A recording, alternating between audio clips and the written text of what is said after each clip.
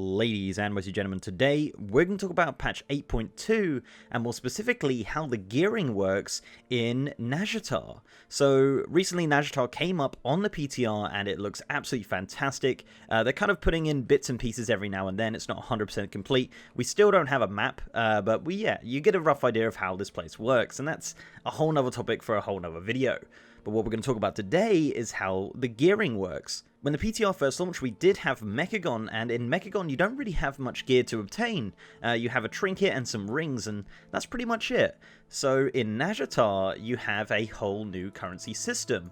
And this currency is called the Prismatic Mana Pearls. And these are obtained through various means like world quests, treasure chests, rares. Pretty much everything in Nazjatar you can obtain these Prismatic Mana Pearls. There's even some daily quests. Yeah, daily quests are back in 8.2. That's just incredible. Okay, so Prismatic Mana Pearls. This is your currency of Nazjatar. And this is your vendor of Nazjatar as well for the Ankoan. Obviously the Horde will have the Unshackled vendor, but the gear is exactly the same. Now this gear is called Benthic. Yeah, Benthic gear. And it is obtained through 5 Prismatic Mana Pearls. Now, to put some in perspective, as of right now on the PTR, obviously everything is subject to change. They're pretty damn easy to get. Now, in one sitting, literally like maybe 2 hours, I managed to get 3 of these items on the PTR, and yeah, it's pretty damn easy. And these come at a base 385. So the appearance of these Benthic items is a recolor of the Aspirant set from 8.2, and they look pretty great. Well, most of them do. You have the cloth one, which looks really cool. I really like the cloth one. The leather one just looks as good. The mail one obviously looks like shit, and the plate one is, yeah, it's not the best. But yeah, the cloth and leather ones looks fantastic. I see what they're going with the style of this set. Obviously, you've kind of found this set on the bottom of the sea floor and dragged it off a dead sailor or something like that. But yeah, the really impressive looking sets for the cloth and the leather sets. Anyway, that's what it looks like. And as I said, it comes at a base 385 for 5 Prismatic Mana Pearls, which are very easy to get. Now, what's good about these items is the fact that the stats are not RNG, so you won't have to keep re-rolling and re-rolling for different secondary stats. They're always the same stats, which is fantastic. However, as this is World of Warcraft, there is an element of RNG, but it's okay, it's okay.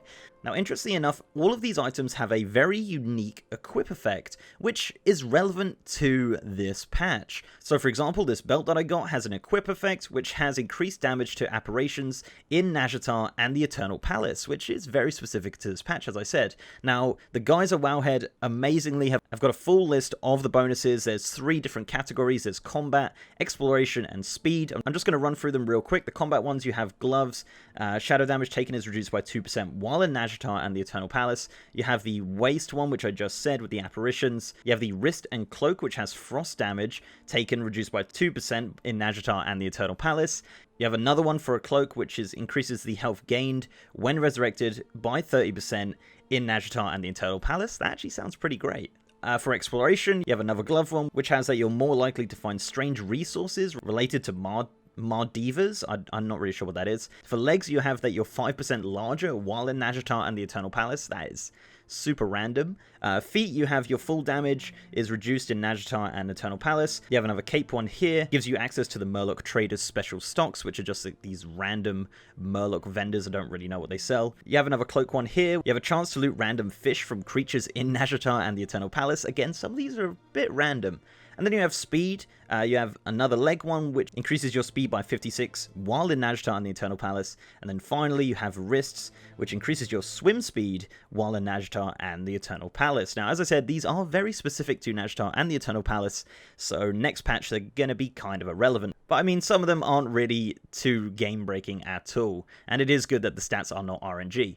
So, as I said, base 385. Now, once you get these base 385, there are 3 different items that you can use to upgrade these items. So you have the Asharan Pearling Kit. Now, this empowers a Benthic item from Nazjatar, making it a pearled item and increasing it to 400. So with 20 Prismatic Mana Pearls, you can upgrade your item from 385 to 400 pretty damn easily. Now, after that, it costs 10 Mana Pearls to increase it by 5 item levels to a maximum of 430. Now, 430 is currently the item level for the heroic gear of Ashara's Eternal Palace. Now, I'm not going to go into that too much. You can kind of make your assumptions with that. But yeah, 430 is the base level gear of Heroic Mode Ashara's Eternal Palace. Now for Azeroth items, there is helms, shoulders, and chests. These are upgraded very similarly to the other stuff. They come at a base 385 and are upgraded by 15 item levels at a time to a maximum of 430, and that costs 30 prismatic mana pearls. So you can upgrade your Azeroth items by 15 item levels per 30 mana pearls, up to a total of 430, which is again the heroic item level for Ashara's Eternal Palace. As of right now, there is no unique Azeroth powers. This is probably going to come at some point during the PTR cycle, but yeah. That's pretty much it, guys. That is it as of right now on the PTR. Obviously, all subject to change. They could change the amount of currency and things like that, all the ways that you get the currency. But yeah, this is it as of right now on the 8.2 PTR. This gear is also obtainable through World Quests. As you can see here, this World Quest gives you the Benthic Gauntlets. This World Quest will give you the Benthic Cloak. So yeah, you don't always have to spend those prismatic mana pearls. And yeah, it's going to be interesting to see whether it changes before launch or if they're going to keep it as it is. So let me know down below what you think of this system, if you think it's good, if you think it's bad. Honestly, it seems like gathering mana pearls seems easier than heroic raiding. Just my thoughts, but yeah, I'm not really a raider, so I don't really know what impact this gear will make. So yeah, as I said, let me know down below. So before I go, I'd like to give a massive shout out to our amazing patrons, YouTube channel members, and Twitch subs. You guys are awesome. If you'd like to support the channel in any of those ways, links are down below.